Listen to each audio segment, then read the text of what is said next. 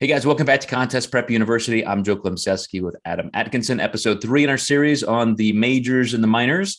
And we're going to talk about active recovery, which of course was just like the coolest buzzword ever, maybe 15 years ago, 10 years ago. And that, of course, in essence means if I have done a super hard workout and I shouldn't really be in the gym training, but maybe I need, quote, active recovery. I should go play some tennis or do a light walk or do some yoga. Or maybe if I'm on vacation and I've kind of stacked up my workout so I wouldn't have to, I can employ some active recovery. But I think, Adam, that as we've been talking about so far in the series, it just puts another checkbox list type thing for people to think they have to do. And it may just create more stress than people need. Yeah, I couldn't think of a worse word to get into our industry since the word cheat meal. So when I think active recovery, I literally think disordered exercise.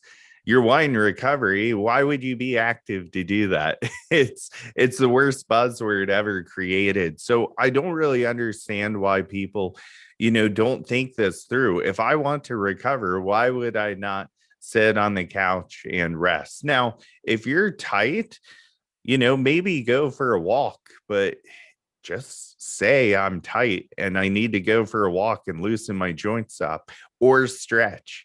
These things have always been there. And it's like people just bypass these things and give it a buzzword. But I think it really leads to disordered exercise thoughts by having words out there. Some people do bank on that. I walked 20,000 steps because today was an active recovery day. Well, did you really recover? Because that's a lot of steps. So, I think that active recovery can kind of be a terms of avoidance of what really needs to be done. You're making me think that we should almost retitle the series something to do with OCD behavior, but I because I find the same thing here. I was having I'm going to go back to another conversation I had with a client this week, and she was trying to make sure she could get everything in the week and it was scheduled properly. We've been talking about recovery.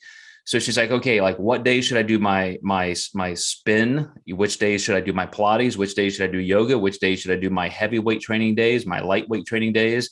I need to get these in and that. And this is somebody who is so in tune with her current progress.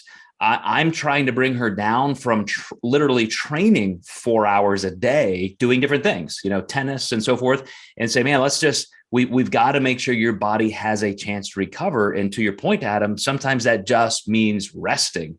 And, since we have done this, not incidentally or ironically, since I've made her or suggested to her to start doing this, all of a sudden her knee pain has reduced. She's feeling better and she's still losing 2 pounds a week.